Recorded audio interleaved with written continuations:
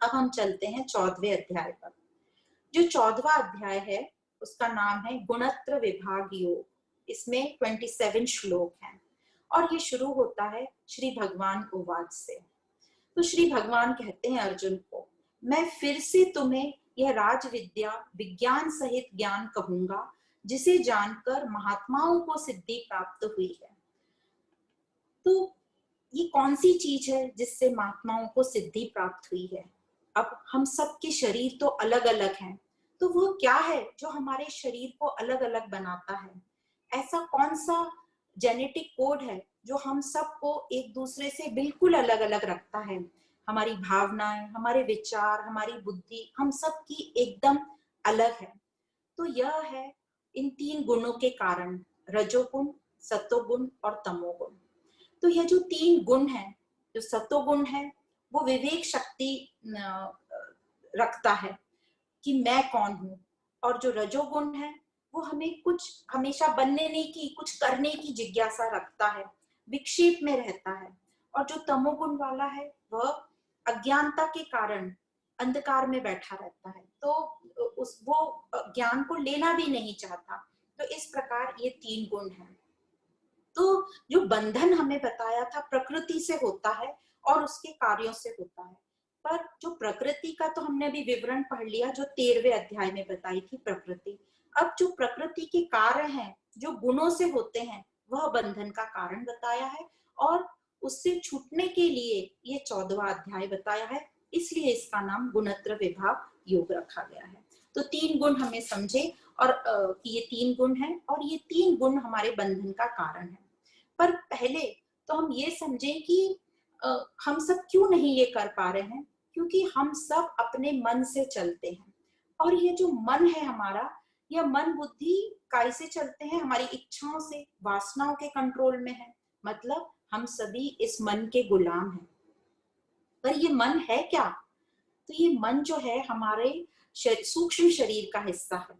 सूक्ष्म, यह जो स्थूल शरीर नहीं है।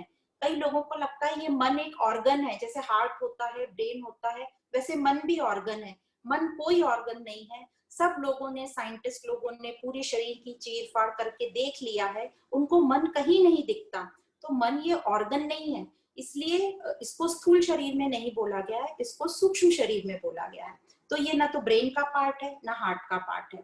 तो कभी किसी ने मन को देखा भी नहीं है। पर ये जो मन फिर है क्या? तो ये मन है विचारों की धारा। बोलते हैं कंटिन्यूस फ्लो ऑफ थॉट्स है ये मन। और एक दिन में कम से कम हम सबको 60,000 विचार आते हैं। तो इनमें से मैं कौन हूँ, मैं कौन सा विचार हूँ, हम पकड़ने जाएं तो हम पकड़ने जाते हैं तो वो एक विचार को, जैसे ही पहले विचार को पकड़ते हैं और दूसरी की तरफ जाते हैं, तो कम से कम 500-700 विचार बीच में निकल जाते हैं। इसका मतलब ये बदलते जा रहे हैं। और मैं तो बदलने वाला नहीं हूँ, हम तो आत्म स्वरूप हैं जो कभी नहीं बदलता, जो स्थिर है। मतलब मैं मन भी नहीं हूँ, तो ये मन चेतनता भी नहीं है। मैं चेतन तत्व हूँ, मैं दिव्य हूँ। पर हम चलते मन के हिसाब से हैं, मन के विचार से हम सुखी दुखी होते हैं। तो यह जो हम मन के विचार से सुखी दुखी होते हैं, सुखी दुखी हम हो रहे हैं और होते रहते हैं, ये मन के विचारों से होते हैं। इसका मतलब हम ये बाहर प्रकृति का सुख ले रहे हैं और दुख ले रहे हैं, ये हमारा सुख नहीं है। और अध्यात्म जो सुख और आनंद की बात कर रहा है, वो अपने स्वरूप के आनंद की बात कर रहा है, जो आनंद कभी खंडित नहीं होगा। जैसे अभी तो हम सुखी होते हैं फिर दुखी हो जाते हैं, टेम्पररी सुखी होते हैं फिर दुखी, उसमें भी ग्रेडेशन आता है, कभी थोड़ा दुख सुखी, कभी ज्यादा सुखी, कभी बहुत सुखी, बहुत आनंद में। पर जो स्वरूप का आनंद है उसमें ये फ्लक्चुएशन नहीं होता, वो एक जैसा रहता है, अखंड और हमेशा परमानेंट आनंद। तो अध्यात्म जो बात कर रहा है वो हमारे स्वरूप के सुख और आनंद की बात कर रहा है। तो हम जो खोज कर रहे हैं वो परमानेंट की खोज कर रहे हैं, नित्य और स्थिर की खोज कर रहे हैं। क्योंकि हम सबको चीज चाहिए जो हमेशा बनी रहे। हम छोटी छोटी चीजें भी मार्केट से खरीदने जाते हैं तो हम देखते हैं इसकी ड्यूरेबिलिटी कितनी है, ये कितने दिन चल जाएगा। और ये जो परमानेंट चीज है जिसके लिए हम ट्राई कर रहे हैं वह एक ही है, सच्चित आनंद स्वरूप, अपना स्वरूप, आत्मा, ब्रह्म, उसकी हम बात कर रहे हैं। और आध्यात्मिक ज्ञान जो आनंद की बात कर रहा है वह इसी स्वरूप के ज्ञान की बात कर रहा है, जिस पर मन के विचारों का कोई फर्क नहीं पड़ता। जैसे इलेक्ट्रिक करंट जो है, उस इलेक्ट्रिक करंट के होल्डर्स में आप कोई भी बल्ब लगा दो, छोटा बड़ा, या पूरी एक लड़ी लगा दो बिजली की, लाइटिंग की, उसको कोई फर्क नहीं पड़ता। इसी प्रकार स्वयं जो है इन विचारों से परे है, बहुत दूर है इनसे। जो इन विचारों, दूर इसलिए बोल रहे हैं क्योंकि अभी हम बहुत आसक्ति है, हालांकि है तो वो बिल्कुल हमारे पास ही। तो जो इन विचारों को दृष्टा बनकर ऑब्जर्व करता रहता है कि ये मैं नहीं हूं, ये मैं नहीं हूं, तो वह उस सत्व के पास पहुंच सकता है और वह समझ लेता है कि यह जो मन है ये 3 गुणों के प्रभाव से चल रहा है। मन जो है अंतःकरण का पार्ट है और ये जो 3 गुण है वो अपने प्रभाव से इस मन को चला रहे हैं और ये 3 गुण हमको बांध रहे हैं। अब हर एक में ये 3 गुण है और हर एक में तीनों गुणों का प्रमाण अलग अलग है। इसी कारण हम विभिन्न प्रकार के स्वभाव देखते हैं, विभिन्न प्रकार की भावनाएं देखते हैं, व्यवहार देखते हैं। एक दिन में भी एक व्यक्ति का जो 3 गुण है उनका प्रमाण चेंज हो सकता है और चेंज होता ही है। सुबह यदि आप मंदिर में हैं तो आप सात्विक विचारों में हैं, आपके सामने किसी ने अपने मन लायक काम नहीं किया तो आप तामसिक राजसिक विचार में आ जाओगे, आपके लायक काम नहीं हुआ, क्रोध में आ गए, राजसिक गुण में चले जाओगे।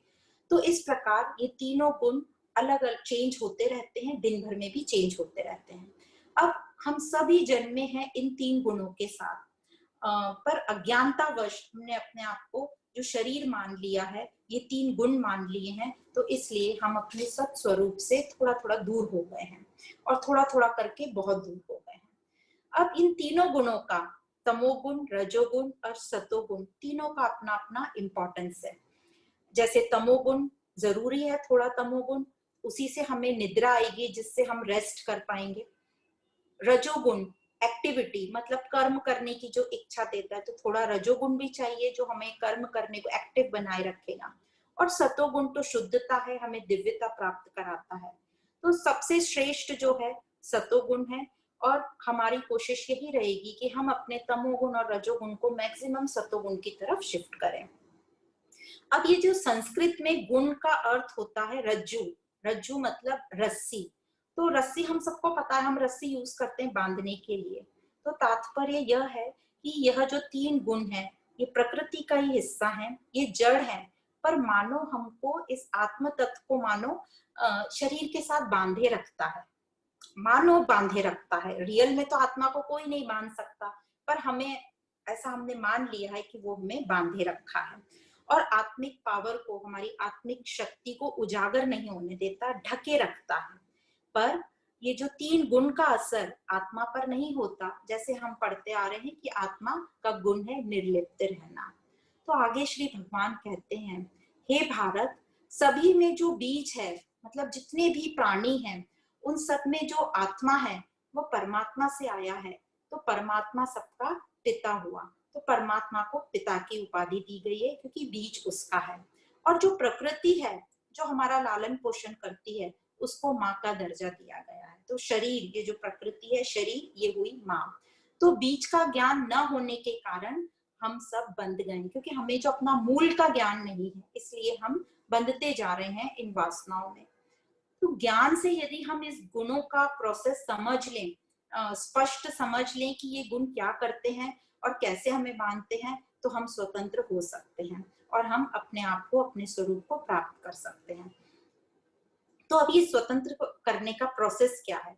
तो सबसे पहले तो ये पता करना पड़ेगा कि ये बंधन कैसे कर रहा है, ये क्यों हमें कैसे बांध रहा है। तो जैसे कि ये तीनों गुणों की प्रॉपर्टीज तो हमने समझ ली। तमोगुण जो है वो आलस और अज्ञानता पूर्वक होता है, और ये जो तमोगुण में जो लोग रहते हैं, जो व्यक्ति रहते हैं, वे बहुत ही सेल्फ सेंटर्ड रहते हैं, सेल्फिश से भी ऊपर वाले, सेल्फ सेंटर्ड से व्यक्तिगत फायदा देखते हैं। और जो रजोगुण वाले रहते हैं वे एकदम उत्तेजित प्रकार के रहते हैं, आक्रमणक रहते हैं, एकदम रिएक्टिव रहते हैं, अहंकार वाले रहते हैं और स्वार्थ वाले रहते हैं। और जो सतोगुण वाले रहते हैं ये प्रेरणादायक रहते हैं, इंस्पिरेशन मिलता है इनसे, ये समर्पण भाव में रहते हैं, आसक्ति रहित रहते हैं, स्वीकार भाव में रहते हैं और चेंज होने को हमेशा तैयार रहते हैं। तो ये जो ज्ञान है उसी के लिए है जो चेंज होने को तैयार है। अब ये गुण हमको बांधते कैसे हैं? तो सत्वगुण हमें कैसे बांधेगा? हमको लगता था सत्वगुण तो हमको बांध ही नहीं सकता, वो तो हमें शुद्धता की तरफ ले जाएगा, वो कैसे बांध सकता है? पर यहाँ बताते हैं कि कैसे सत्वगुण हमें बांधता है। तो सबसे पहले तो सत्वगुण की जो क्वालिटी है ये निर्मल है, प्रकाशमान है और अनामय है। निर्मल मतलब जिसमें वासना रहित, बहुत कम वासना है। प्रकाशमान मतलब जो तेज, जो चेतन तत्व का रिफ्लेक्शन प्रकट करता है। अनामय मतलब विकार रहित। तो इस प्रकार ये सत्वगुण के गुण हैं। तो जो सत्वगुणी वाले लोग होते हैं वे शरीर मन बुद्धि से शुद्ध होते हैं, उनके विचार उच्चतम क्वालिटी के और विचारों में स्पष्टता होती है। सत्वगुण में ज्ञान और आनंद का सुख अनुभव होता है। तो यहाँ ये ध्यान रखने की बात है, सो सत्वगुण में जो हमें ज्ञान और आनंद का सुख अनुभव होता है और यही ज्ञान और आनंद के सुख से हम बंध जाते हैं, अटैच हो जाते हैं। इसके लिए शब्द दिया है सुख संगेन, मतलब यह सुख को हम योगी या ज्ञानी अपना मान लेता है और यह सुख तो है प्रकृति का, बाहर का सीमित सुख है, पर वो उसको अपना मान लेता है और उसके आगे प्रोग्रेस नहीं कर पाता, तो अपना स्वरूप नहीं जान पाता, अपने आप को उजागर नहीं कर पाता। पर जो ज्ञानी अभ्यास में लगे रहते हैं उन्हें पता है कि ये तो सीमित सुख है, ये तो प्रकृति का सुख है, मैं तो अपने आनंद स्वरूप तक पहुंचना चाहता हूँ, तो वो लगा रहता है उसमें। तो हमारा लक्ष्य भी इसी प्रकार यही है कि हमें बंधना नहीं है इस सुख से, हमें तो स्वतंत्र होना है, क्योंकि हमारी क्वालिटी है स्वतंत्र होना। तो इस सुख को हम इंजॉय करेंगे। ये सुख बहुत अच्छा है, बहुत अच्छी क्वालिटी है, ये यहाँ तक हमें आना है और इस सुख को इंजॉय करते हुए अपने अभ्यास में लगे रहना है। और जब अभ्यास में लगे रहेंगे और आगे चलते जाएंगे तो ब्रह्म में लीन होंगे, ऐसा इस श्लोक में कहा गया है। आगे रजोगुण कैसे बांधता है हमको? तो रजोगुण जो है राग स्वरूप, जैसे नाम ही है इसका, तो राग स्वरूप समझो, मतलब जो अटैचमेंट, राग मतलब अटैचमेंट, मोह। तो ये जो रजोगुण है अलग अलग तरीके से व्यक्त होता है, हमारे सामने आता है। जैसे इनको हम अलग अलग तरीके से देखेंगे, जो बहुत ही हट करते हैं, जिद करते हैं, अपनी कामनाओं को पूरा करने के लिए कुछ भी करते हैं, बहुत कुछ उनमें करने की इच्छा होती है, बहुत चंचल होते हैं, कुछ बनना चाहते हैं, कभी भी स्थिर नहीं रहते। तो ये सब है रजोगुण के लक्षण। वो ये लोग जो इनके पास नहीं है, मतलब अप्राप्त को इनको पाने की बहुत लालसा होती है, कर्मासक्ति होती है, हर चीज मैंने किया, यह मैं कर लूं, तो कर्मासक्ति। और जो इनके पास प्राप्त है उससे ये बहुत आसक्त रहते हैं, पॉजिटिव रहते हैं। तो ऐसे जो हम सबका भी इसी टाइप का नेचर है, मैं हूं, मेरा है, तो ये कर्मासक्ति, पॉजिटिवनेस, तो यह बंधन का कारण है, आसक्ति और कर्तापन की मैंने किया। तो रजोगुण का जो बंधन का कारण है वो आसक्ति, अटैचमेंट। आगे तमोगुण का बंधन का कारण बताते हैं।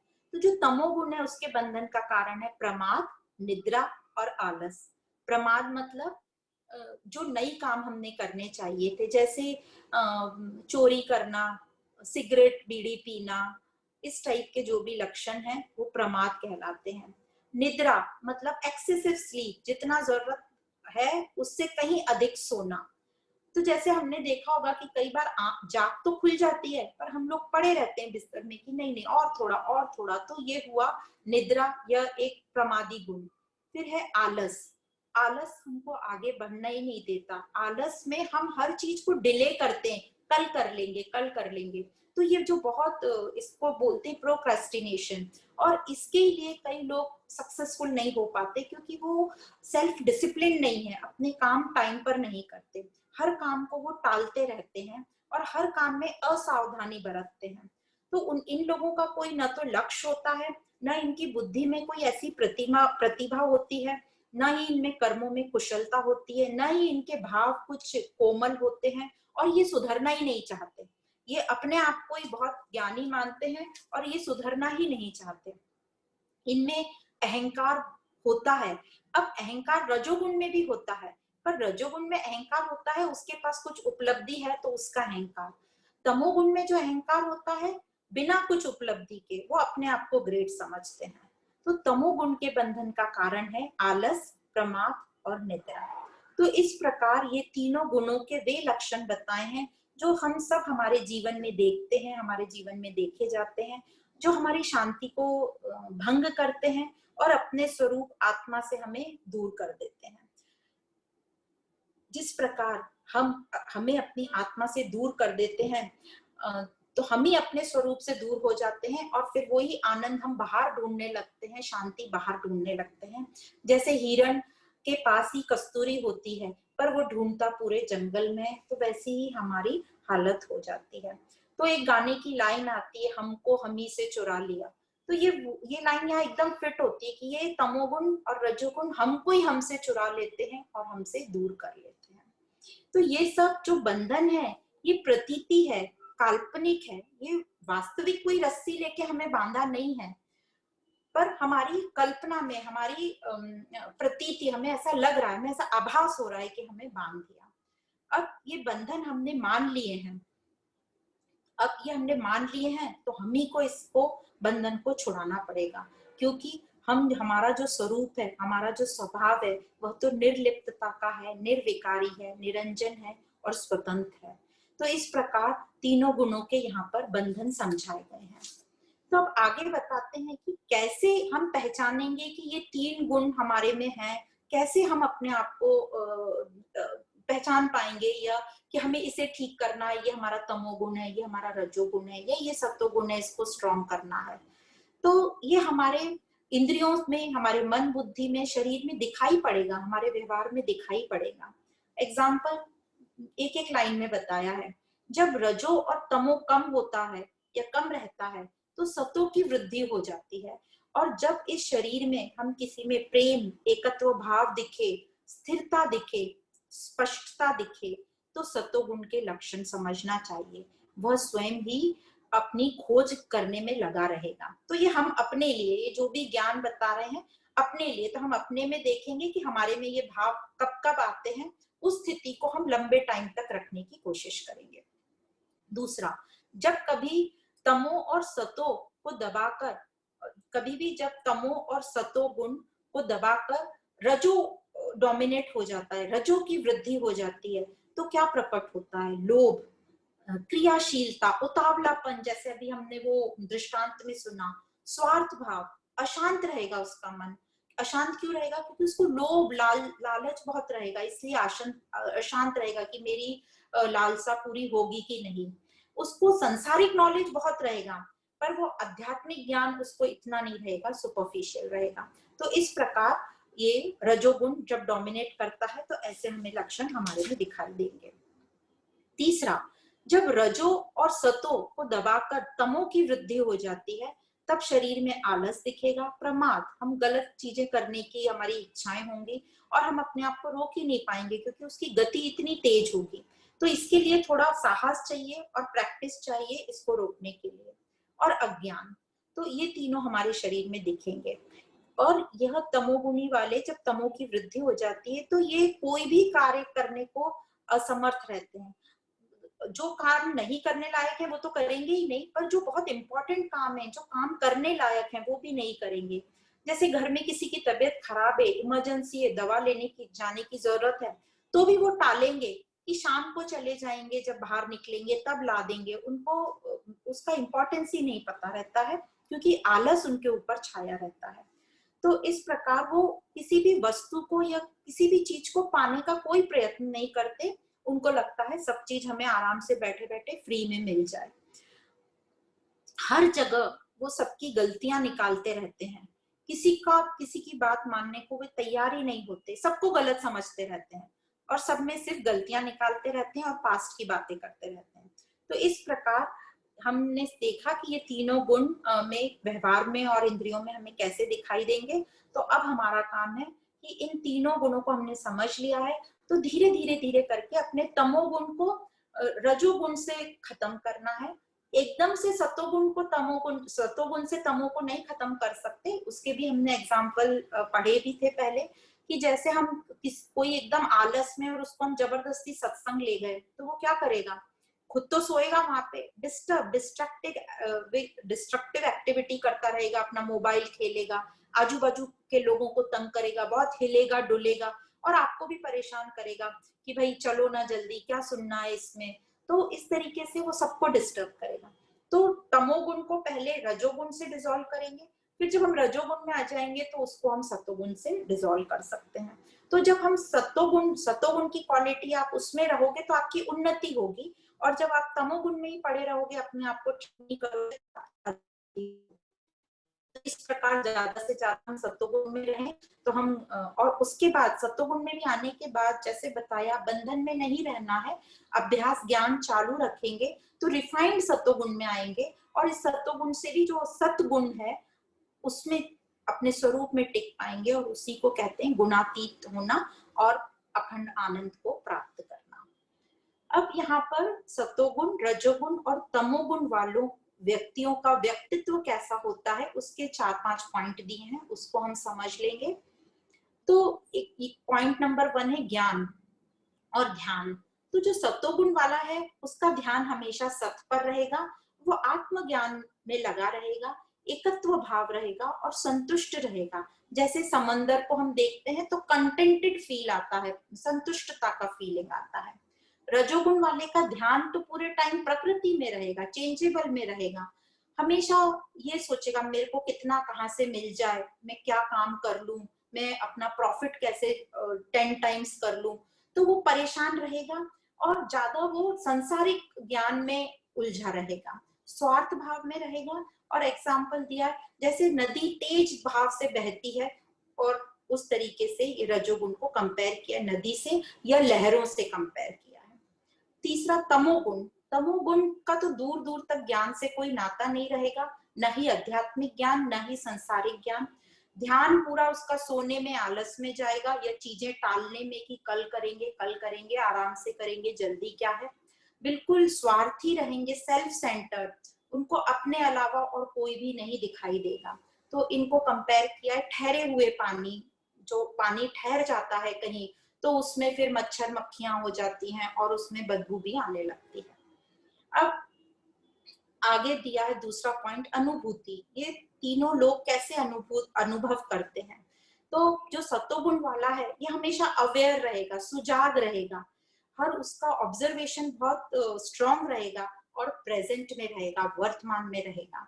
जो रजोगुण वाला है हमेशा उत्तेजित रहेगा, उतावले पने में रहेगा और हमेशा फ्यूचर में रहेगा कि मुझे इससे कितना प्रॉफिट मिलेगा, ये करने से मुझे क्या मिलेगा। आप उनको कोई भी तरह की प्रक्रिया या ज्ञान दो तो इससे क्या होगा, इससे क्या होगा, इससे क्या मिलेगा, तो फ्यूचर में रहेगा, भविष्य में रहेगा।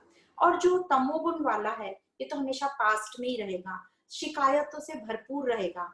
आप जब भी इनके पास बैठोगे तो पुरानी बातें ही करेगा और उनसे शिकायत है कि आज जो मेरी लाइफ खराब हुई है वो पास्ट के कारण हुई है, दूसरों पर ब्लेम डालेगा। तीसरा पॉइंट है कर्म।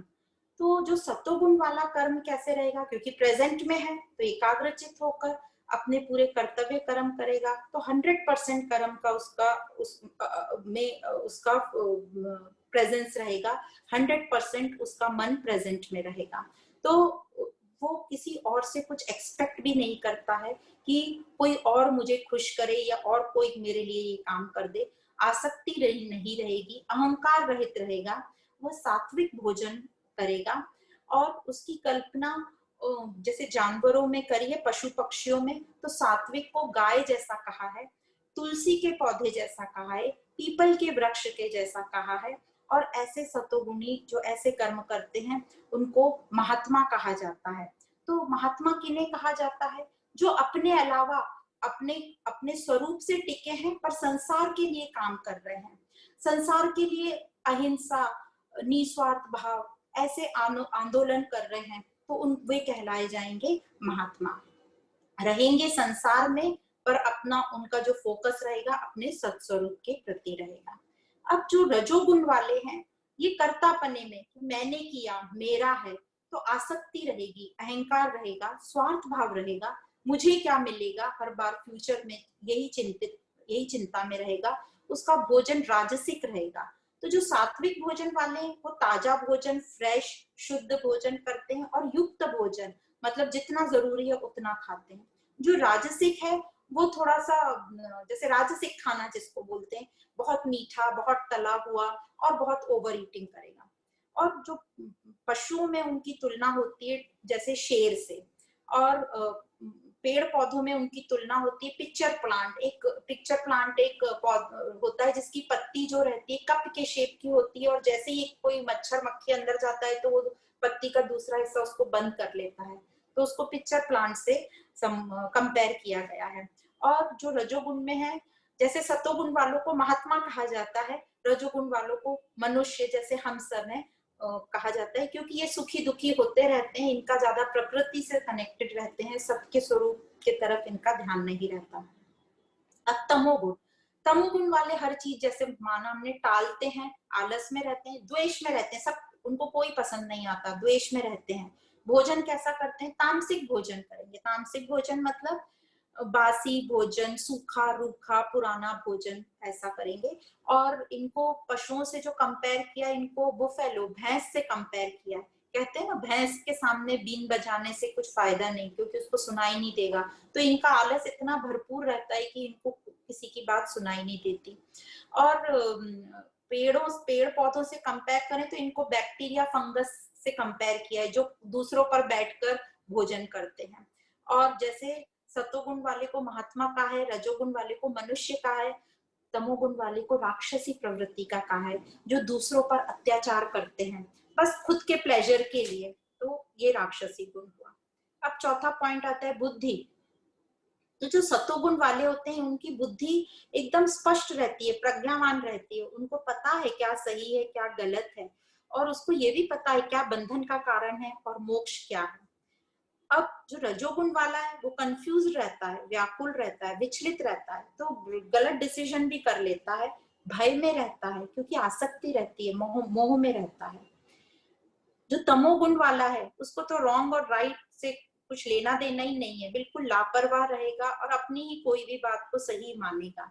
वो भय में रहता है, घमंड में रहता है और हमेशा शिकायत में रहता है।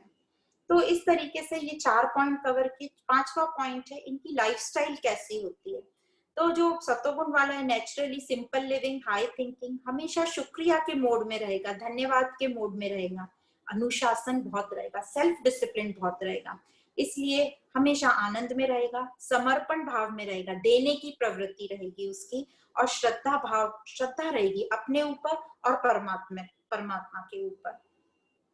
जो रजोगुण वाला है उसकी सिर्फ हाई लिविंग रहेगी, उसके विचार इतने हाई नहीं रहेंगे, तो बोलते हैं हाई लिविंग पुअर थिंकिंग। अनुशासन नहीं रहेगा, डिसिप्लिन नहीं रहेगा, हर जगह लेट पहुंचेगा, भले ही उसका टैलेंट बहुत अच्छा है पर हर जगह वो लेट पहुंचता है तो लोग उसको पसंद नहीं करेंगे। तो यहाँ ये अनुशासन बहुत अच्छी एक क्वालिटी है, भले ही हमारे में कोई क्वालिटी ना हो या कम हो, पर यदि हम अनुशासित रहेंगे तो हमें चांस मिलता है आगे जाने का। जैसे बहुत अच्छा एग्जाम्पल है, कई बार आपने सुना होगा या कहीं पढ़ा होगा कि जब शूटिंग होती है मूवीज की, तो कोई कोई एक्टर बिल्कुल बहुत समय लगाते हैं, टाइम के पाबंद नहीं होते हैं, बहुत लेट पहुंचते हैं, भले ही वो बहुत सुपर टैलेंटेड हों, तो डायरेक्टर भी उनको लेना पसंद नहीं करता, क्योंकि इतने लोगों का टाइम वेस्ट होता है, इतना पैसा वेस्ट होता है उस टाइम का।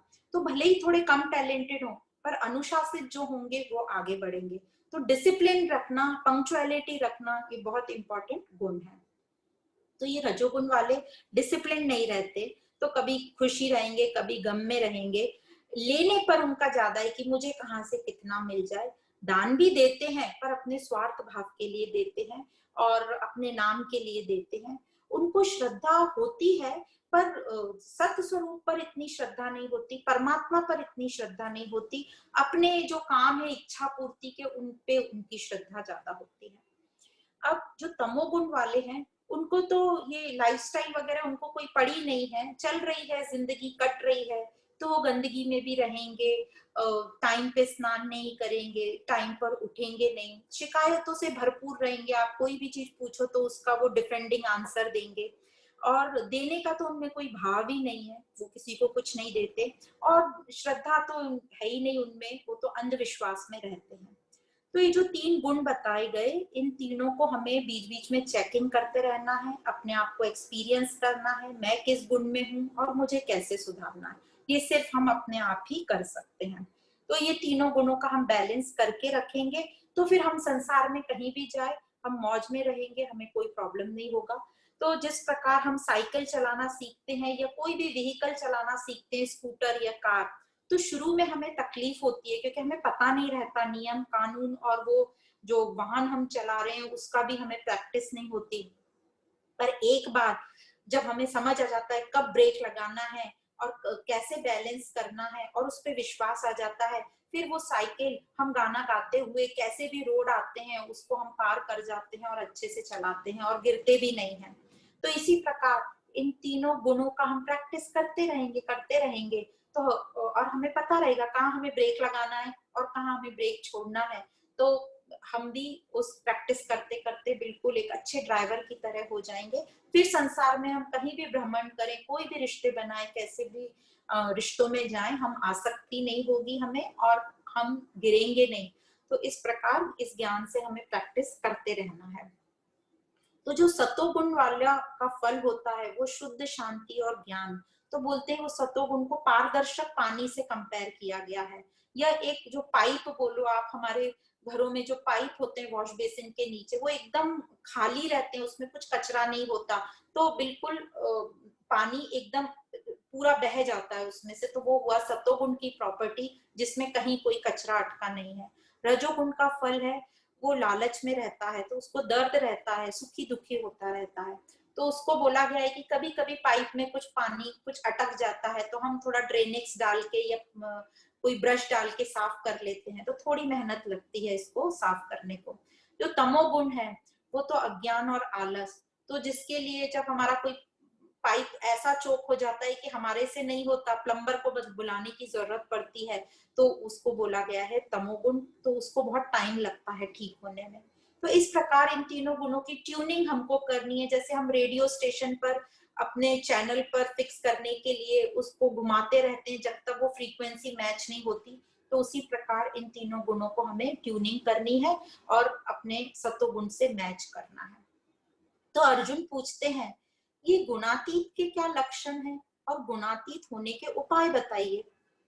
तो श्री भगवान बोलते हैं जो ये तीनों गुणों से ऊपर हो जाते हैं, तुर्या स्थिति में आ जाते हैं, तीनों गुण रजोगुण सत्वगुण तमोगुण, तीनों अवस्था जागृत सुषुप्ति और स्वप्न, और ये पूरे त्रिपुटी से ज्ञाता ज्ञान और ज्ञेय, इन तीनों से जो ऊपर उठ जाते हैं वे होते हैं गुणातीत। वे मन बुद्धि से शांत होते हैं, अकर्ता होते हैं, बैलेंस और समता में रहते हैं, अद्वैत में रहते हैं, और उनका लक्ष्य ध्यान स्वरूप पे होता है। उनका जो लक्ष्य ध्यान है स्वरूप पे होता है।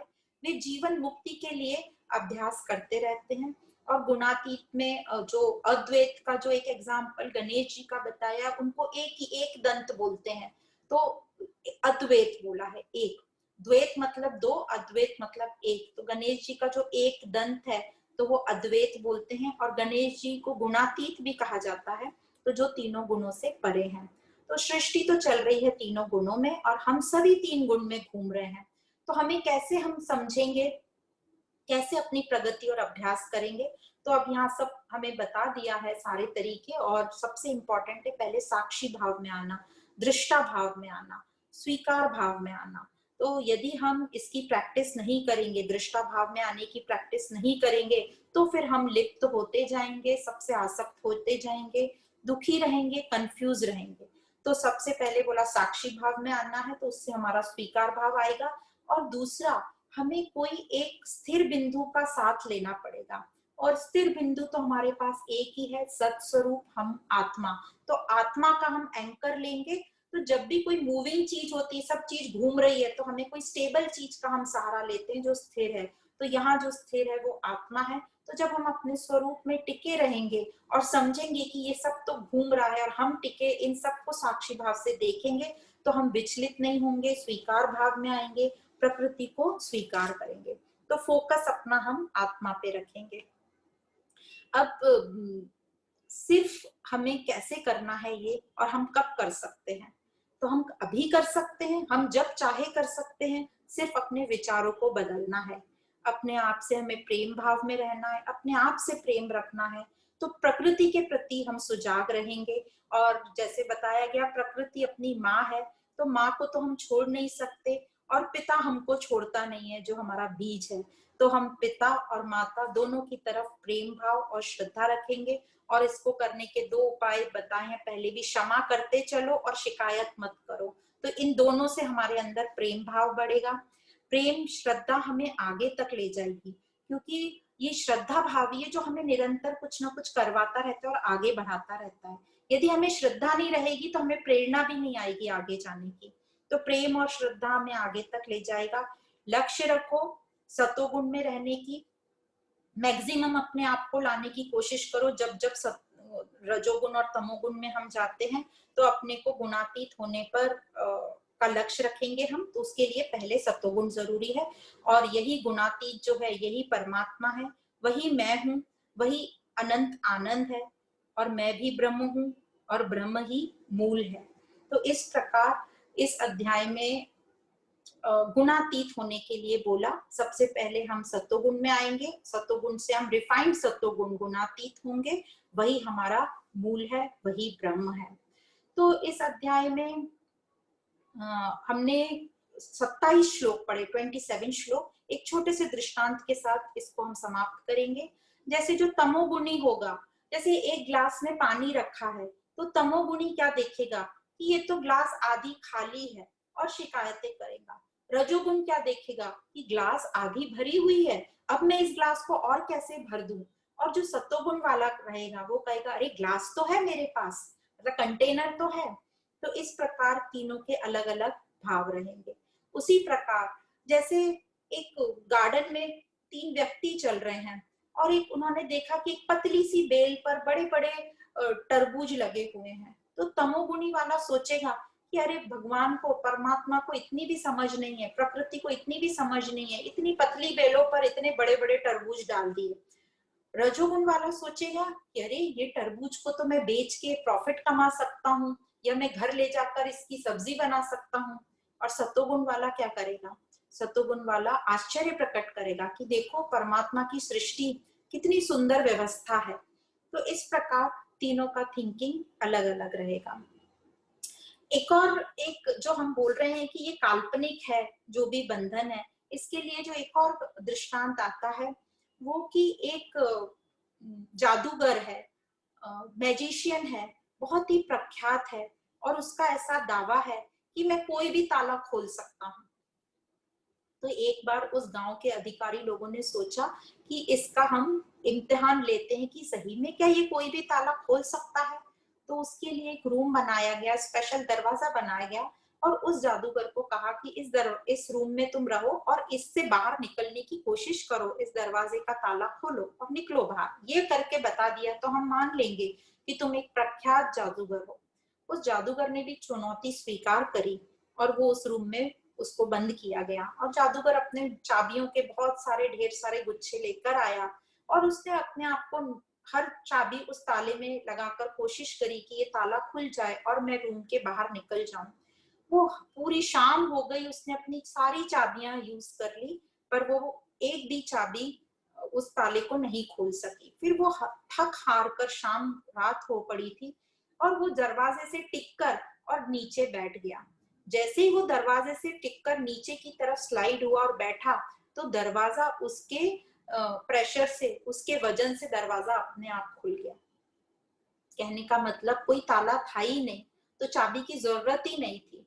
वो तो हमारा काल्पनिक ये हमने बंधन मान के रखा है। तो ये दृष्टांत से भी हमें समझ में आता है, हम हर तरीके से कोशिश करते रहते हैं आत्मा को, ये स्वरूप को, ये परमात्मा को जानने की, पर वो तो स्वयं में ही है। सिर्फ हमें अपने विकार जो हैं, गलत धारणाएं हैं, उनको दूर करना है। तो ये 14वां अध्याय यहाँ समाप्त होता है। ये 14वें अध्याय में 27 श्लोक थे। फर्स्ट से 4th श्लोक तक हमें बताया गया कि कैसे ये प्रकृति तीनों गुणों से जो बंधी है, और ऋषियों ने कैसे ये तीनों गुणों को समझकर अपने आप को उससे मुक्त किया। तो उत्पत्ति और प्रलय और मोक्ष, ये तीनों पहले 4 श्लोक में है। 5th से 13th श्लोक तक सतो, रजो और तमो के स्वभाव बताए और उनसे कैसे बंधन होता है वह बताया। 14 से 18th तक सत रज और तम का प्रभाव क्या होता है हमारे जीवन में, वह बताया गया।